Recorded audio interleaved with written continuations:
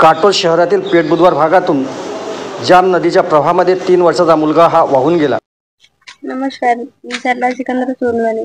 माझा छोटा बाळ इथं रस्त्याने खेळत तिकडे नदीकडे चालला गेला होता। त्याच्यामुळे त्याच्या मामाने इकडे त्याला हाकलताना परत तो गेला, तर त्याला तिथं कोणाला दिसलं नाही। तो इथूनच आढळता निघून गेला। तो किती वर्षाचा आहे तो? 3 वर्षाचा मुलगा आहे। नाव काय त्याचं?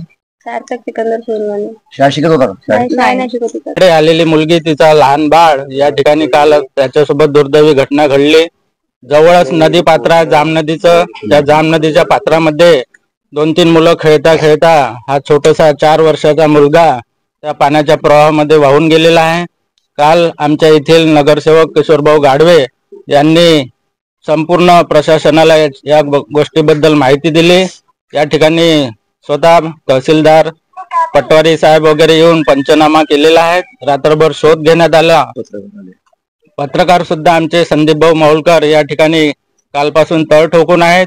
बुधवार इथे 4 वर्षाचा लहान बाळ पाण्यात वाहून गेला होता। आता पोस्टमॉर्टम झालेला आहे आणि इथे पोलीस स्टेशन वगैरे पूर्ण गाड्या पूर्ण पद्धतशीर इन्क्वायरी झालेली आहे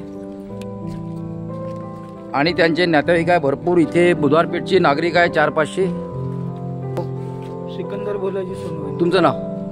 मुलाचं नाव सांगा। सार्थक सिकंदर सोनवाने। किती वर्षाचा होता तो? 4 वर्ष। ठीक आहे।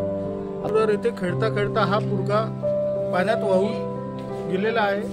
तो आज आपल्याला सावरगाव पुलासमोर सापडला आहे। तर त्यांच्या परिवाराला झालेला आहे। यामध्ये तिथं सुरक्षा भिंत वगैरे बनली पाहिजे किंवा याच्यानंतर कोणी लहान मुलांना असं काही झालं नाही पाहिजे। लहान मुलं तिथं खेळत असतात, असं काही झालं नाही पाहिजे आणि यांच्या परिवाराला काही आर्थिक मदत मिळाली पाहिजे। याच्यासाठी प्रशासनाने काही ना काही कारवाई करावी आणि त्यांना आर्थिक मदत द्यावी।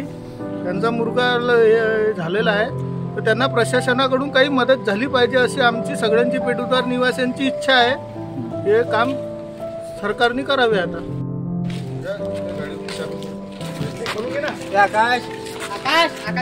3 वर्षाचा 4 वर्षाचा मुलगा आहे आणि पोस्टमॉर्टम झालेला आहे। आता यांच्या घरी